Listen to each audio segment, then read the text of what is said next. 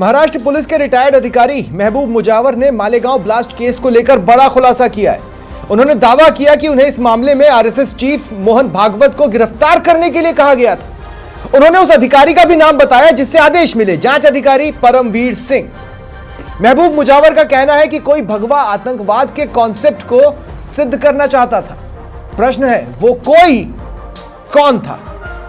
नमस्कार, आप देख रहे हैं प्रश्नकाल। आपके साथ मैं हूं स्वप्निल। प्रश्न गंभीर है, जवाब तलाशने की कोशिश करेंगे। मेरे साथ तमाम गेस्ट जुड़ रहे हैं। बीजेपी की ओर से डॉक्टर चेतन राज पुरोहित, कांग्रेस की ओर से राजकुमार शर्मा, योगेंद्र जोशी जी रिटायर्ड आरपीएस हैं, और राधेश्याम भारती जी राजनीतिक विश्लेषक। योगेंद्र जी, आपसे शुरुआत कर रहा हूं। अगर कोई देखिए, सबसे पहली बात तो उस व्यक्ति ने हिम्मत नहीं दिखाई सर्विस में रहते हुए ये बात बोलने की, चाहे जो भी कारण रहा हो। सर्विस के बाद या तो वो कंट्रोवर्शियल स्टेटमेंट दे रहे हैं और या फिर वो सच बोल रहे हैं, जिसमें से मुझे सच की गुंजाइश ज्यादा इसलिए लग रही है क्योंकि ऐसा होता है, जांच प्रभावित की जाती है। देखिए स्वप्निल जी, ये कोई किसी से छुपा हुआ नहीं है। जिसकी सरकार होती है और जिसका अभियोजन होता है और जिसकी पुलिस होती है, चाहे वो एनआईए हो, सीबीआई हो, ये कहने को स्वायत्तशासी संस्थाएं कहलाती हैं, लेकिन सरकार तो सरकार है और जिसकी लाठी उसकी भैंस, ये कहावत सिद्ध होती है। अब ये जरूर है कि ये मुस्लिम संप्रदाय का अधिकारी है, इसकी बात में कितना दम है। अगर इसके पास, जैसा ये बताता है कि मेरे पास साक्ष्य हैं, हाँ? तो अगर वो साक्ष्य हैं जो मर चुके हैं तो इसके पास कोई साक्ष्य नहीं है। और अगर मान लीजिए है तो इसको उन साक्ष्यों के बारे में इसको ही नहीं, सरकार को इससे पूछना चाहिए कि भाई तुमने अगर इस तरह की बात की है तो उसके पीछे तुम्हारे पास तथ्य क्या है। अरे आपने कोर्ट को रीच क्यों नहीं किया? नहीं, चलो कोई बात नहीं, रिटायर हो चुका है और इसने ये बात कही है। आखिर इसके कहीं न कहीं तो इसके बयान तो होंगे उसमें। अगर ये आई हो रहा है तो कहीं न कहीं किसी किसी के बयान इसने लिए होंगे, कोई एविडेंस इसने एकत्र किए होंगे। अगर कुछ भी इसने नहीं किया और उस समय ये मान लीजिए फरलो में ही ऐसे शामिल था, तो फरलो में शामिल था और अब ये बयान दे रहा है तो इसके बयान शंका में है। और अगर ये उसमें इन्वेस्टिगेशन अफसर रहा है या इसके पास ऐसे एविडेंस थे, साक्ष्य थे, तो फिर इसने उस समय में क्यों नहीं बोला? हाँ, ये जबकि इसको इन्वेस्टिगेशन में रहा है। एटीएस के पास जांच थी, एटीएस में ये था। नहीं, जांच थी, एटीएस में बहुत बड़ा सेक्शन होता है, लेकिन इस अधिकारी के पास थी कि नहीं थी? मतलब ऊपर की जांचें तो सब की जा सकती हैं। मैंने अजमेर की बम ब्लास्ट की जांच है या जयपुर के ब्लास्ट की जांच है तो मैं शामिल तो रहा, लेकिन मेरा इन्वेस्टिगेशन से कोई ताल्लुक नहीं था। लेकिन अनुसंधान के अंदर मुझे पता तो था ना कि सही क्या है और गलत क्या है। नहीं, पर तो इस तरह का दबाव डालना कि भागवत की गिरफ्तारी कर लो और भगवा आतंकवाद शब्द को सिद्ध करने की कोशिश करो, क्या ऐसे दबाव भी आ सकते हैं?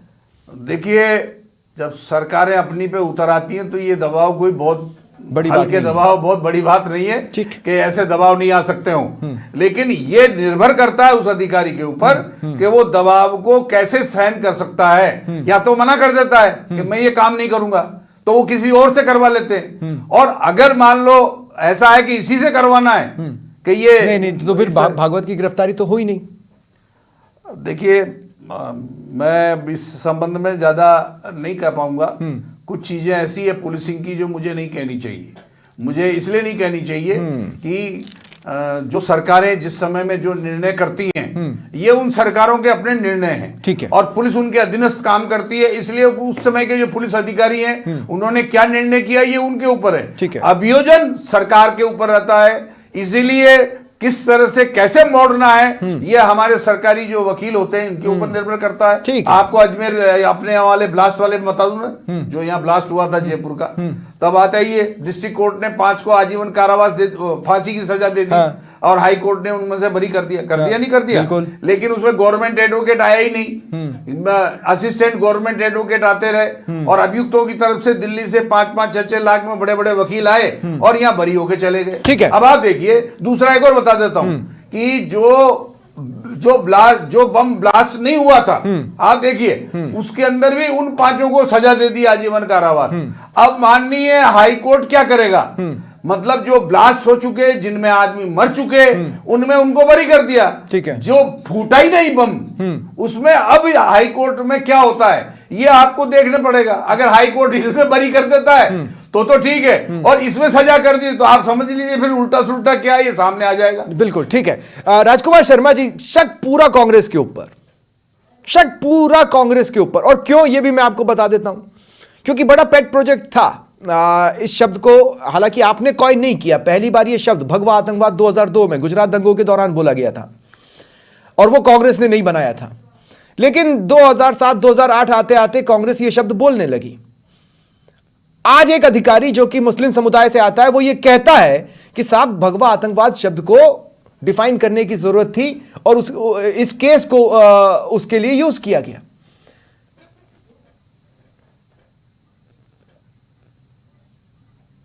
राजकुमार जी। स्वप्निल जी, भारतीय जनता पार्टी या आरएसएस या वर्तमान सरकार कुछ भी बोले, हम उनकी बातों से कोई ताल्लुक नहीं रखते हैं। लेकिन मैं इतना जरूर कहना चाहता हूं कि मालेगांव ब्लास्ट का जो फैसला आया है, 10,800 सबूत थे, 323 गवाह थे और फिर भी ब्लास्ट का कोई आरोपी नहीं है। जयपुर में ब्लास्ट हुआ, लोगों की जाने गई, आप लोग बताइए, आरोपी कोई नहीं। नहीं, ये कंडीशन क्यों बनी ये तो आप लोग बताइए। पहली चार्जशीट जो फाइल हुई थी वो तो आपके समय में हो गई थी, लेकिन आरोपी कोई नहीं। अरे पर आपके समय में पहली चार्जशीट फाइल हो गई थी राजकुमार भाई। क्या कर दिए? मैं कह रहा हूं 2014 से 2025 तक 11 साल में भारतीय जनता पार्टी की सरकार पूरे देश में नहीं लंबी चौड़ी सरकार। राजकुमार भाई 2 मिनट राजकुमार भाई 2 मिनट मेरी बात सुनिए इस बार। राजकुमार भाई 2 मिनट मेरी बात सुनिए आप। मैं आपसे ये कह रहा हूं कि इस बार जो बयान आया है वो सरकार ने या बीजेपी ने नहीं दिया है, वो एटीएस के एक पूर्व इंस्पेक्टर ने दिया है। उसने ये कहा है कि भाई भागवत को गिरफ्तारी का दबाव बना, किसने बनाया होगा? ऑब्वियसली पुलिस के अधिकारियों को तो कोई लेना देना है नहीं, राजनीतिक जमात से ही आया होगा। उस समय सेंटर में कौन था? पहली चार्जशीट मालेगांव केस की जो पेश हुई वो तो आपके सरकार के कार्यकाल के दौरान हुई है साहब, पहली चार्जशीट। उसके बाद तो सप्लीमेंट्री हो सकता है, जो भी हो सकता है। पब्लिक जी, ये जो अधिकारी बयान दे रहे हैं, ये अधिकारी जब जरूरत पड़ रही थी तब इनके बयान कहां थे? आपका डर? जब ये सर्विस में थे, जब इनके बयान कहां थे? आपका डर? ये कोर्ट में जाते, सरकार को कहते, डर किसी का नहीं होना चाहिए। राहुल गांधी ने कहा डरो मत, हमारे युवा नेता नहीं डरे ना, बोल दिया उन्होंने, डरो मत, नहीं डर रहे। आज वो नहीं डर रहे, उन्होंने कह दिया। अगर कोई सच्चा है तो उसको डरने की जरूरत नहीं है। कोई अगर सच्चा है, ईमानदार है, देशभक्त है, हिंदू मुस्लिम सिख ईसाई जैन बौद्ध धर्म सबको साथ लेके चलना चाहता है, सभी राज्यों को साथ अरे लेके भाई, चलना सिख धर्म पे आपका स्टेटमेंट 22 साल बाद आ सकता, माफ कीजिएगा, सिखों पर हमले का आपका स्टेटमेंट 20-22 साल के बाद आ सकता है। एक व्यक्ति रिटायर होने के बाद अपनी तरफ का सच नहीं बोल सकता। आरके सिंह कौन है? ये जो शब्द आपने इस्तेमाल किया, इसके शब्द के जन्मदाता कौन है? किस पद पे थे वो पहले? मोदी सरकार में कौन से मंत्री थे? आरके सिंह जी कौन है? भारतीय जनता पार्टी बताए, आरएसएस बताए।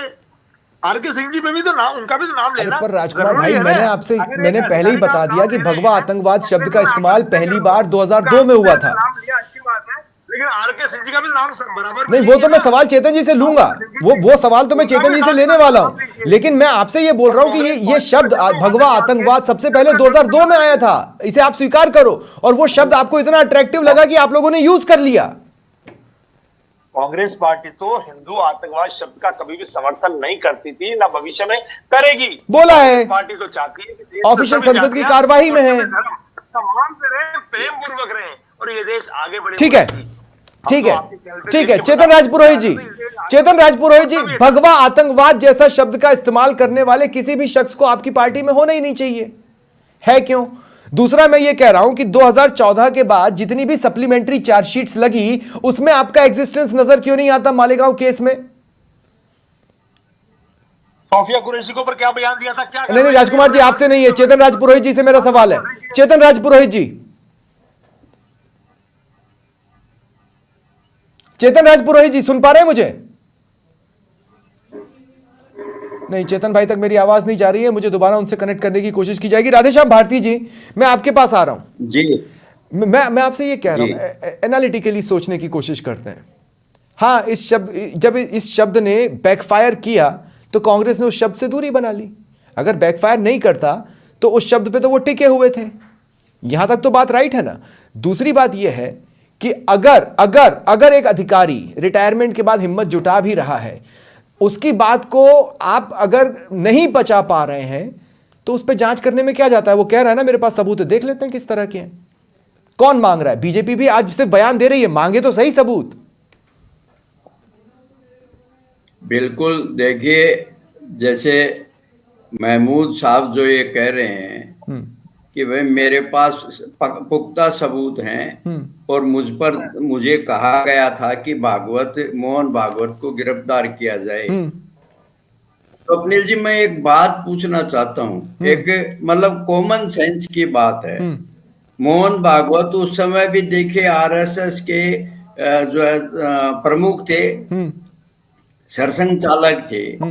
इतने बड़े आदमी को, इसमें तो कोई दो राय नहीं कि आरएसएस एक समानांतर बीजेपी की सरकार होती है तो समानांतर सरकार आरएसएस भी होती है। उसके मुखिया को, एक इंस्पेक्टर को ऐसा आदेश देना कि उसे गिरफ्तार कर लो, ये कोई हंसी खेल है क्या? ये कोई मतलब आप ये गले उतरने वाली बात है क्या? आप देखिए, ये आज जो ये स्टेटमेंट दे रहे हैं कि निर्णय आने के बाद में कि मुझे ऐसे ऐसे कहा गया था और मेरे पास पुख्ता उसके सबूत हैं। निश्चित रूप से देखिए, सबूत तो देखने चाहिए ताकि दूध का दूध पानी का पानी हो जाए। भाई कौन सही है कौन गलत है, उनको बाकायदा मौका देना चाहिए। लेकिन यहाँ आरएसएस प्रमुख कानून के ऊपर तो नहीं है, उनकी गिरफ्तारी के लिए बोला जा सकता है, क्यों नहीं बोला जा सकता?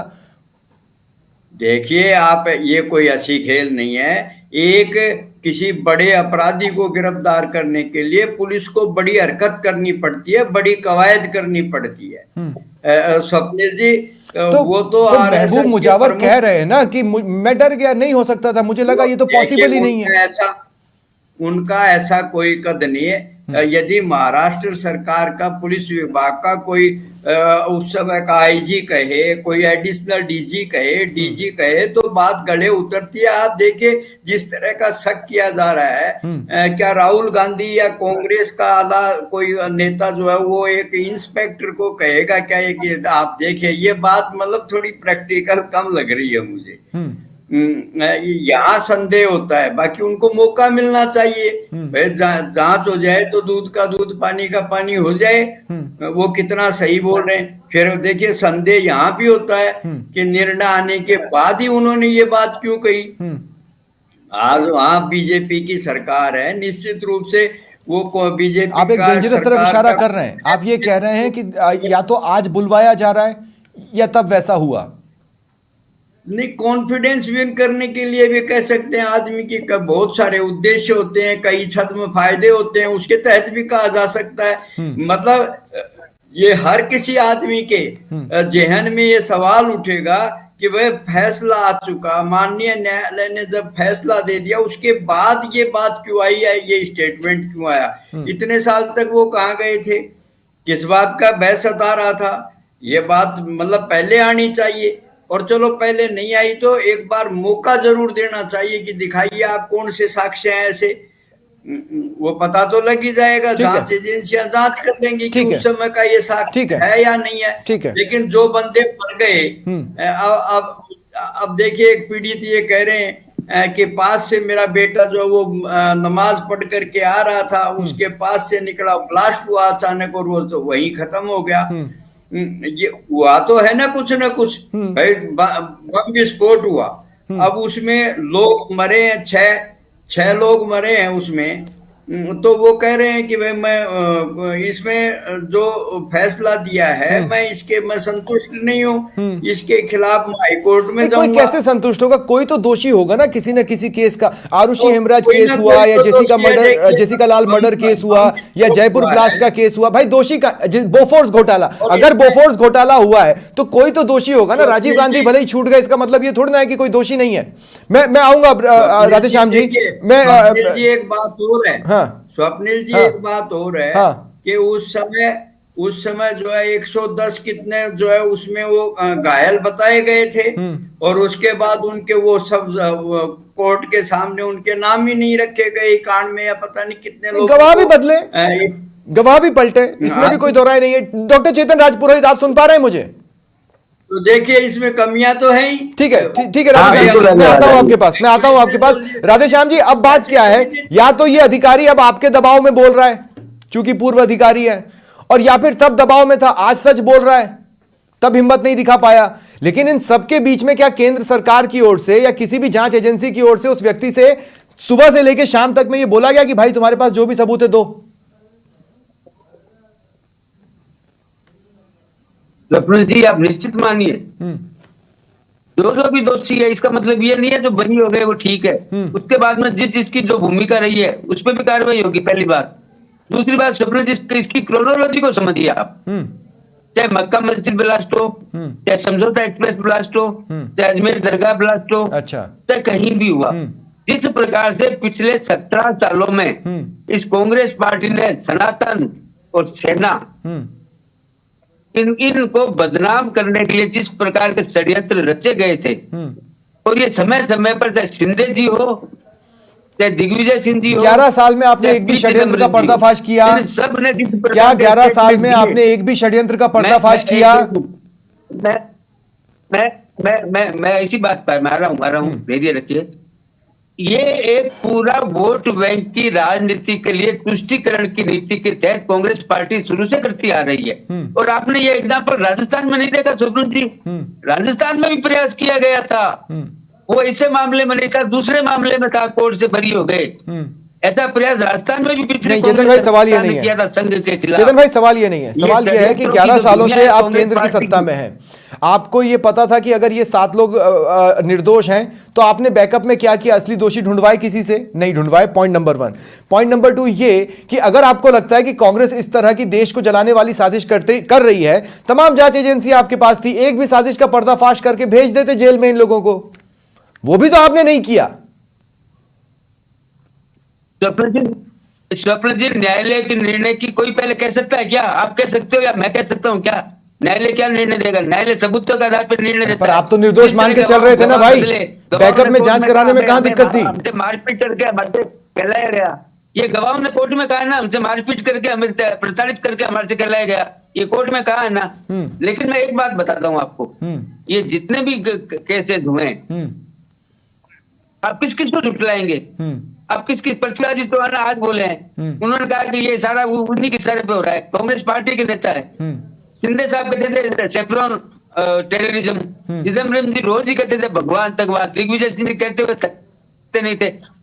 और इनके लिए जाकिर नायक मसीहा है, जाकिर नायक की संस्था से लोग फंड लेते हैं, आप ही जिनके लिए साहब है, ये बोलते हैं। स्वप्निल जी आपने सुना होगा, ठीक है, लेकिन फिर भी मैं कहता हूँ ठीक है। प्रकार से अब मैं एक राउंड और आप सभी के पास आऊंगा, एक राउंड और मैं आप सभी के पास आऊंगा। एक मिनट शॉर्ट में बोलिए, शॉर्ट में बोलिए। जिस प्रकार से हमला करने का कांग्रेस पार्टी ने प्रयास किया है, उसका जनता ने तब दिया ना कांग्रेस पार्टी को, 400 से 40 में लेकर आई ना जनता, क्योंकि हिंदू धर्म का अपमान, हिंदुत्व का अपमान, सनातन का अपमान, सेना का अपमान। मेरे को दिक्कत यह है कि राजनीतिक जमात ने इस पॉइंट को तो पकड़ के रखा है, लेकिन किसी ने भी इस पॉइंट को पकड़ के नहीं रखा है कि असली दोषी कहां है। वो बम खुद से नहीं आया था, वो बम खुद से आके नहीं फटा था, वो मौज मस्ती के लिए पार्क में नहीं निकला था। और इस तरह के तमाम केसेस मैंने कल ही डिबेट में गिनाए हैं, जिसमें दोषी कौन है उसे लेकर इतना बड़ा क्वेश्चन मार्क लगा हुआ है कि समझ से परे है। योगेंद्र जोशी जी, धर्म को लेकर क्या कानून के हाथ बांधे जाते हैं या कानून के हाथ एक्स्ट्रा खोले जाते हैं?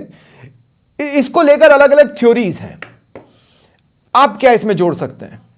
देखिए स्वप्निल जी, मैं आपको ये बता देना चाहता हूं कि पूरे भारत में, अभी की पुलिस छोड़ें, लेकिन जब मैं नौकरी करता था तब से लेके अब तक पूरे भारत में राजस्थान पुलिस की एक साख है। हम किसी भी इन्वेस्टिगेशन को खोल देते हैं और खोलकर सामने रख देते हैं। अब अधिकारी क्या करते हैं, उनको ऊपर से क्या अनुमति मिलती है, किसमें किसको गिरफ्तार करना है, किसको नहीं करना है, कौन से धर्म के व्यक्ति को छोड़ना है, कौन से धर्म के व्यक्ति को गिरफ्तार करना है, ये उनके ऊपर निर्भर करता है। तो अगर एटीएस को बोला जाता, अगर एटीएस को बोला जाता भागवत को गिरफ्तार करो, तो एटीएस में दम था, कर सकती थी, बिल्कुल, है ना, 100% गिरफ्तार जो ये की जा सकती है। देखिए, कोई आईजी गिरफ्तार करने नहीं जाता है, ये तो अब है जब लोग हल्ला मचाने लग जाते हैं, सामा सुमुई करते हैं, बाकी ऐसा नहीं है। जब मैं भी एटीएस एसओजी में रहा हूँ, ये दंगे फसाद के सारे मैंने मसले देखे हैं, तो उसमें पकड़ के लाने में कोई दिक्कत नहीं है, सब लाते हैं। लेकिन सक्षम अधिकारी के पास उसके कारण होने चाहिए। अगर उसके पास कारण है तो गिरफ्तार कर सकता है, और कारण नहीं है यूं ही फुक्केबाजी बचा रहा है। अब इसके ये बतावे कि मेरे को इसने कहा, अब मर गए जो अधिकारी उनका नाम लेकर अगर ये बोलता है तो इसके पास कोई साक्ष्य नहीं है, सिर्फ उसका राजनीतिकरण है। हमारे देश में क्या होता अच्छा, है, मतलब ये भी पॉसिबिलिटी है कि उससे बुलवाया जा रहा हो सकता है, कोई दोनों ऑप्शन अगर खुले इसकी जगह कोई ठीक है। हिंदू होता तो उसकी क्या वैल्यू थी, वो बोलता तो उसकी कोई बात की कोई वैल्यू ही नहीं है। ये मुस्लिम है इसलिए उसकी बात की वैल्यू मानी जा रही है। और दूसरी बात यह है कि राजनीतिक लोग जैसे इस प्रकार की घटनाएं होती हैं, बम की घटना हो गई है, कोई मर्डर हो गया बड़ा, उसमें अपनी अपनी बातें कहना चालू कर देते हैं। ठीक है। जब कांग्रेस के बड़े नेता थे तो वो उठपटांग बोलने लग गए, हिंदू आतंकवाद है, ये है वो है। इनको बोलने की क्या आवश्यकता है? अगर मान लीजिए है तो आप उसका चालान पेश करिए, सजा दिलाइए। अब 2008 का मसला है, 14 तक इनकी सरकार थी, सजा क्यों नहीं दिला पाए भाई?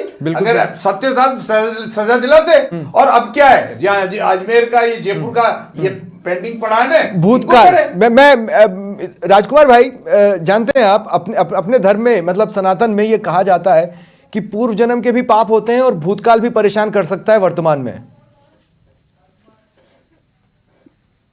स्वप्निल जी, हम तो इतना कह रहे हैं कि भारतीय जनता पार्टी 2014 से देश में राज कर रही है। कि जितने भी मामले चल रहे हैं जिन पे कांग्रेस पार्टी के या कांग्रेस पार्टी के नेताओं पे आरोप लगाने का काम करते हैं, इनके हाथ कौन पकड़ रहा है? आप लोग ये क्यों नहीं बोलते कि हमने भागवत की गिरफ्तारी का हमने दबाव नहीं बनाया, पता लगाओ कोई और था? न्याय करिए ना, कन्हैया हत्याकांड की जांच कौन कर अरे रहा है? मैं आपसे पूछ रहा हूं क्या कांग्रेस ने, सुनिए सीधा सवाल है राजकुमार भाई सीधा सवाल है, क्या कांग्रेस ने जांच एजेंसी पर दबाव बनाया था कि भागवत को गिरफ्तार करो? मैंने कहा ये कोई भी आके कोई भी बयान दे जाएगा उसके बारे में खारिज करो ना, क्या बोल सकता हूं? खारिज करो ना कि नहीं किया कांग्रेस ने। ये इफ बट की कंडीशन क्यों छोड़ रहे हैं आप? किसके हवाले से दे रहा है? कोई आता नहीं, पता नहीं ये अधिकारी अब तक कहां थे, कोर्ट में गए क्या, एविडेंस लाए क्या, चिट्ठी दी क्या, कोई आदेश दिखाया? ठीक है चेतन राजपुरोहित जी, आप मुझे बताइए कि अगर कांग्रेस ने तब दबाव बनाया था, क्योंकि आपने तो लपक कर कह दिया कांग्रेस नहीं किया है, मैं इसलिए बोल रहा हूं, अगर कांग्रेस ने कोई दबाव बनाया था तो किसके थ्रू बनाया गया था? कोई भी जानकारी, कोई भी भनक आपके लोगों को कभी भी पता चली? नहीं तो ये बात तो आप 2017 में भी प्रेस कॉन्फ्रेंस करके कहते, किसी भी इलेक्शन से पहले प्रेस कॉन्फ्रेंस करके कहते। कांग्रेस पार्टी को गांधी परिवार चला रहा है, वहीं से तो निर्देश सारे निर्देश क्या राजस्थान या महाराष्ट्र से थोड़ी होते हैं, करवा दीजिए कल गिरफ्तारी, वहीं से होते हैं गांधी परिवार। अगर इतना क्लियर है मामला तो करवाइए कल गिरफ्तारी करने के लिए इन्होंने 17 सालों से प्रयास किया, 17 सालों अरे से जो कल गिरफ्तारी प्रयास कांग्रेस के करवाइए, द्वारा किया गया था, गांधी परिवार को कल गिरफ्तार करवाइए। अगर आप इतना क्लियर हैं वही चेतन भाई, अगर आप इतना क्लियर है तो कल गिरफ्तार करवाइए। गुंडा कहने वाली पार्टी है कांग्रेस पार्टी है। अरे मैं आपसे ये कह रहा हूं कि अगर सब कुछ इतना क्लियर है तो कल सुबह गिरफ्तार करवाइए, कल सुबह गिरफ्तार करवाइए। अगर इतना सब कुछ क्लियर है तो करवाइए गिरफ्तार। बिल्कुल यही शुरू में कहा था, मैंने शुरू में यही कहा था, जांच होगी।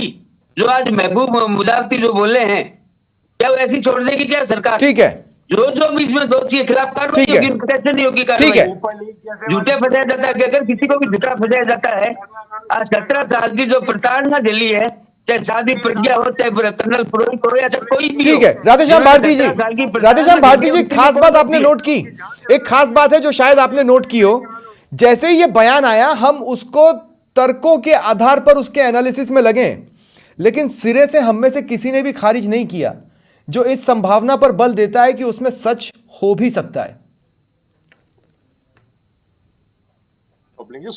बिल्कुल हो सकता है, क्यों नहीं हो सकता? राधेश्याम जी, मैंने आपसे बोला है, एविडेंस होंगे। 2 मिनट, राधेश्याम जी से मैंने बोला है। हाँ देखिए स्वप्निल जी, मैं तो पहले ही कह रहा हूं कि यदि वो इस तरह का कह रहे हैं कि भाई मेरे पास पुख्ता सबूत हैं, तो निश्चित रूप से मौका मिलना चाहिए, दूध का दूध पानी का पानी हो जाए, इसमें हर्ज क्या है? बिल्कुल, मतलब जांच के जो विकल्प हैं वो बंद तो नहीं होने चाहिए। देश की जनता जान ले कि वास्तव में सच्चाई क्या है। लेकिन मैं फिर कह रहा हूं, देखिए कि मेरे को ये बात कम समझ में आ रही है कि कांग्रेस का हाई कमान, क्योंकि जैसे अभी कह रहे थे चेतन जी भाई साहब कह रहे थे कि नेहरू परिवार चलाता है, गांधी परिवार चलाता है। अब ये आप बताइए, क्या ये प्रैक्टिकल बात लगती है क्या कि इतनी ऊपर से राहुल गांधी या सोनिया गांधी या प्रियंका तो बाद में आई है राजनीति में, वो दोनों एक इंस्पेक्टर को ऐसे कहें कि भाई तू जाकर के भागवत को अरेस्ट कर ले? ये बात नहीं, इंस्पेक्टर को नहीं कहा, इंस्पेक्टर को नहीं कहा, एक जांच अधिकारी को कहा जिसने इंस्पेक्टर पर दबाव बनाया। क्रोनोलॉजी ऐसी है, ये हिरार्की होती है, पूरी मैनेजमेंट की हिरार्की होती है, उसके थ्रू काम होता है। धंधा को जाके कोई थोड़ी कहता है। ठीक है, ये तो ऊपर से लाइन तय होती है, उस लाइन के ऊपर गाड़ी करने का काम करता है। इनको ठीक है चेतन भाई, मैंने भी क्लियर कर दिया। भगवा आतंकवाद पे इनको नेगेटिव सेट करना था। ठीक है, 2 मिनट। हाँ राधेश्याम जी, देखिए खुद कह रहे हैं वो सेवानिवृत्त जो निरीक्षक हैं कि मुझे कहा गया था, मेरे पे दबाव बनाया गया था कि उनको अरेस्ट किया जाए। ये तो वो खुद कह रहे हैं। तो आप बताइए कि ये जरा यहाँ देखिए एक संदेह उत्पन्न होता है। ठीक है, निश्चित रूप से ठीक है, कहीं ना कहीं दाल में कुछ काला है। ठीक है, बहुत बहुत शुक्रिया, बहुत बहुत शुक्रिया आप सभी का मेरे साथ जुड़ने के लिए और इस चर्चा में शामिल होने के लिए। फिलहाल इतना ही, नमस्कार।